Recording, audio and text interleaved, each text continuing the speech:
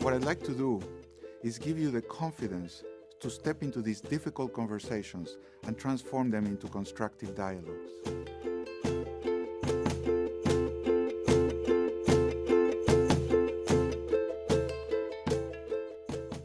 You are worried about a conversation you need to have. I am concerned. I have a really high standard for our work, and I think the best thing I can do is tell people, this didn't go right, here's what I really want, and then when I deliver it, and I try to be objective, not you did this wrong, but this was wrong, then it upsets them.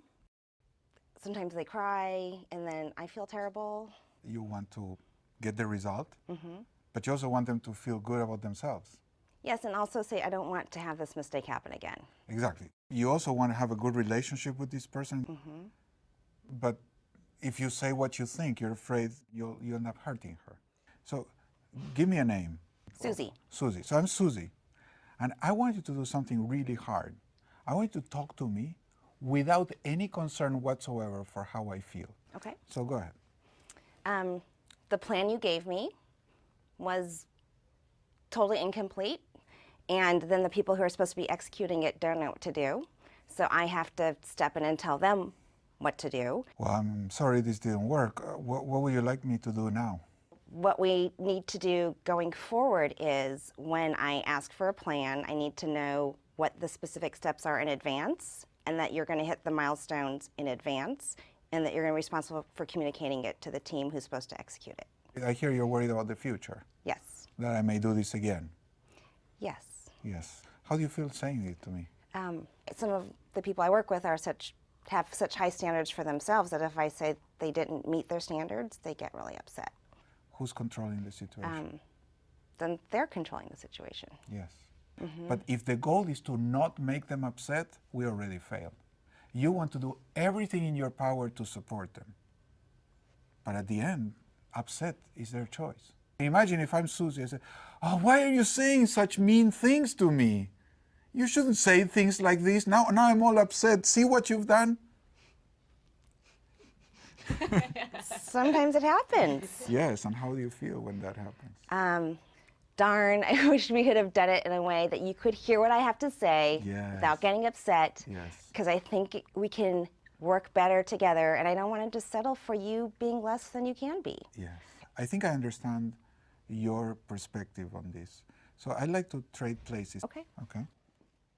So when you say it is like this, you're imposing your view on everybody else, and they're likely to respond with resistance.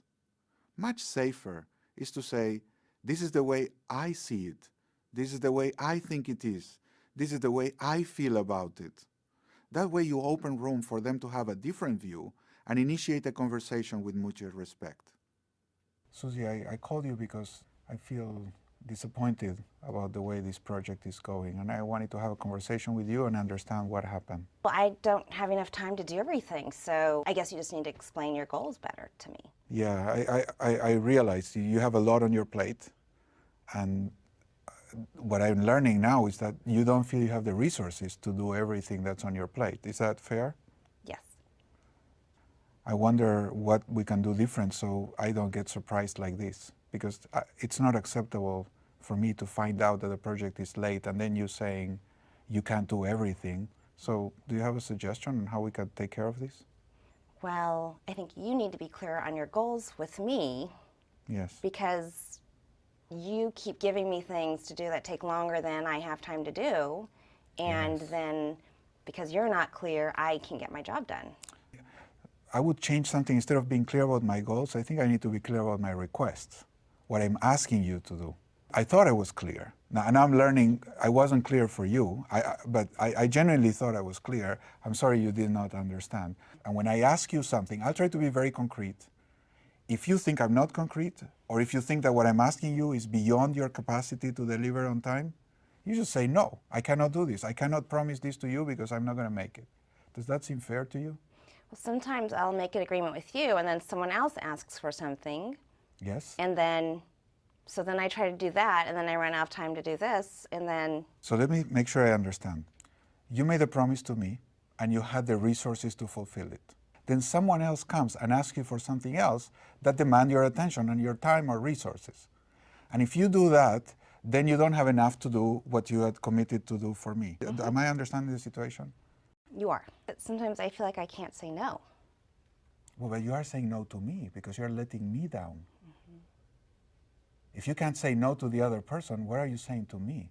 I understand that you're in a dilemma, but here's a suggestion. If you feel you cannot say no, then you need to renegotiate with me. That's what I'm asking you. You have to come back to me and say, that thing I promised, now I cannot do because I cannot say no to the other person. I cannot work with you without that promise that you will not let me down without telling me in advance. Does that seem fair to you? Are you saying you don't trust me? Absolutely. You betrayed my trust because you said you were going to do something and then you used your resources to do something else and you let me down. If you keep doing that, I can't work with you. So this is my boundary. Are you willing to work with me with integrity? If you promise something, you don't break your promise without letting me know. Okay. Okay, let's pause. How do you feel inside as Susie? Worried. But what do you think of me as a manager? You're very clear about where the boundary is. Does it seem fair to you? It does seem fair. You don't like it? I don't like it. Yeah. Well, I'll tell you a secret. As a manager, I'm not so worried about whether you like me. And I know this deep inside my heart. I want to be nice. I want to care for you. But it's not caring to allow you to misbehave. Mm-hmm. So with the other person, it's like a hook. Like, oh, I don't want to be mean. I don't want them to not like me. But sometimes that's the way people will manipulate you. Mm-hmm. What are you going to do with Susie? I'm going to trust that we've restored our trust and bring it up when or if there is a break and just address it at the times. Yes.